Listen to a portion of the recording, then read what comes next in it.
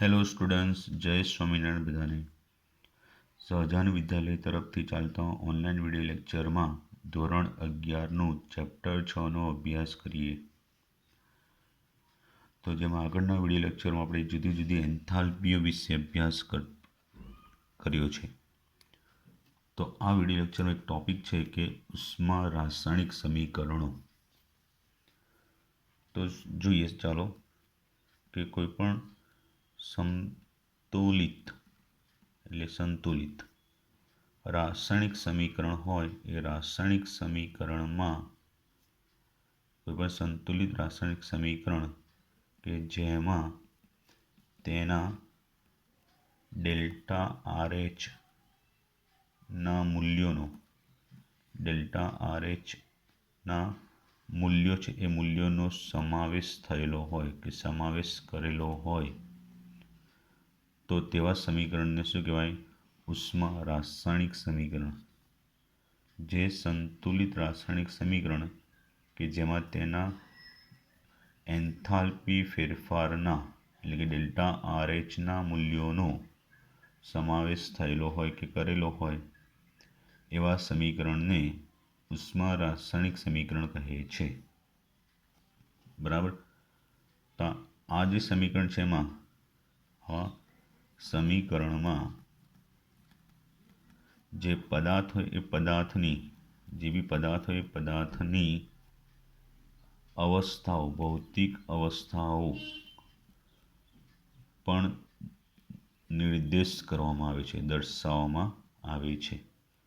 ઉદાહરણ રૂપે C2H5OH liquid plus 3O2 gas, it gives 2CO2 gas plus 3H2O liquid. તો આ પ્રક્રિયા સમીકરણ છે, બરાબર. જે ઇથેનોલ છે એનું દહન સમીકરણ છે. તો જે પદાર્થ છે, ઇથેનોલ છે તો પ્રવાહી, ઓક્સિજન વાયુ ઉત્પન્ન થતો CO2 વાયુ અને H2O લિક્વિડ એવી ભૌતિક અવસ્થાથી દર્શાવેલું છે.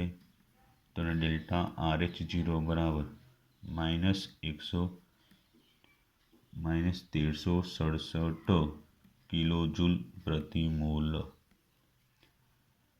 તો આ જે સમીકરણ છે એમાં પ્રવાહી ઇથેનોલ અચળ તાપમાન દબાણે દહન દર્શાવે છે. તો અહીં એન્થાલ્પી ફેરફારની સંજ્ઞા કેવી છે? ઋણ છે. એટલે પ્રક્રિયા ઉષ્માક્ષેપક છે એવું દર્શાવે છે. બરાબર. તો ઉષ્મા રાસાયણિક સમીકરણો છે એ સમીકરણ માટે ઉષ્મા રાસાયણિક સમીકરણ છે એ સમીકરણ માટે કેટલીક બાબતો એટલે કેટલીક પ્રણાલિકા જાણવી જરૂરી છે, અગત્યની છે. કઈ પ્રણાલિકા? તો સાંભળો. પહેલું તો કે સમતોલિત ઉષ્મા રાસાયણિક સમીકરણમાં સમતોલિત ઉષ્મા રાસાયણિક સમીકરણ છે એ સમીકરણમાં ગુણાંકો, આગળ જે ગુણાંકો હોય છે આ બધા, એ ગુણાંકો પ્રક્રિયામાં સંકળાયેલા, જે બી પ્રક્રિયા છે પ્રક્રિયામાં સંકળાયેલા પ્રક્રિયકો અને નિપજો હોય એ પ્રક્રિયકો અને નિપજો છે એમની શું બતાવે છે? મોલ સંખ્યા. બરાબર. પ્રક્રિયકો નિપજો છે એમની મોલ સંખ્યા સૂચવે છે. રાઈટ. બીજી બાબત એ છે કે ડેલ્ટા RH0 નું સંખ્યાત્મક મૂલ્ય કેવું? એનું સંખ્યાત્મક મૂલ્ય જે હોય છે એ સંખ્યાત્મક મૂલ્ય સમીકરણથી નિર્દેશ કરેલા પદાર્થો હોય, જે પણ સમીકરણ છે એ સમીકરણથી અથવા સમીકરણમાં નિર્દેશ કરેલા જે બી પદાર્થો છે એ પદાર્થોની મૂલ સંખ્યા સૂચવે છે. શું સૂચવે છે? એની મોલ સંખ્યા સૂચવે છે. તો અહીં ડેલ્ટા RH0નું સંખ્યાત્મક મૂલ્ય સમીકરણથી નિર્દેશિત અથવા સમીકરણમાં નિર્દેશ કરેલા જે પણ પદાર્થો છે એમની મોલ સંખ્યા સૂચવે છે. આ જે પ્રમાણિત એન્થાલ્પી ફેરફાર હોય છે ડેલ્ટા RH0 એનો એકમ શામાં હોય છે? કિલોજૂલ પ્રતિ મોલમાં દર્શાવેલો હોય છે. જેમ કે અહીંયા આપણે ખ્યાલ મેળવ્યો કે Fe2O3 plus 3H2 it gives 2Fe plus 3H2O liquid, solid, gas અને સોલિડ. તો આનો ડેલ્ટા RH0 મેળવવું હોય તો એમાં કોની Fe, H2O, H2, Fe2O3 બધાની સર્જન એન્થાલ્પી જાણતા હોય. ડેલ્ટા RH0 બરાબર સિગ્મા બરાબર F ડેલ્ટા F ઓફ અહીંયા આગળ સગુણક 2 છે એટલે 2 મૂકવું પડશે એટલે ફરીથી 2H0F Fe plus 3H0F H2O minus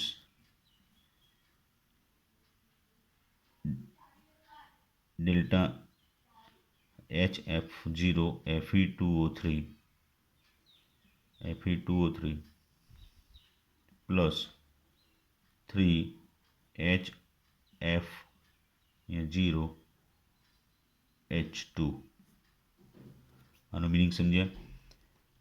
H0F Fe આગળ 2 ગુણ્યું છે એટલે અહીંયા પ્રક્રિયામાં 2 મોલ હતા એટલે 2 મોલ Feની પ્રમાણિત સર્જન એન્થાલ્પી વત્તા 3 મોલ H2Oની પ્રમાણિત સર્જન એન્થાલ્પી માઇનસ Fe2O3ની પ્રમાણિત સર્જન એન્થાલ્પી વત્તા 3 મોલ H2ની પ્રમાણિત સર્જન એન્થાલ્પી.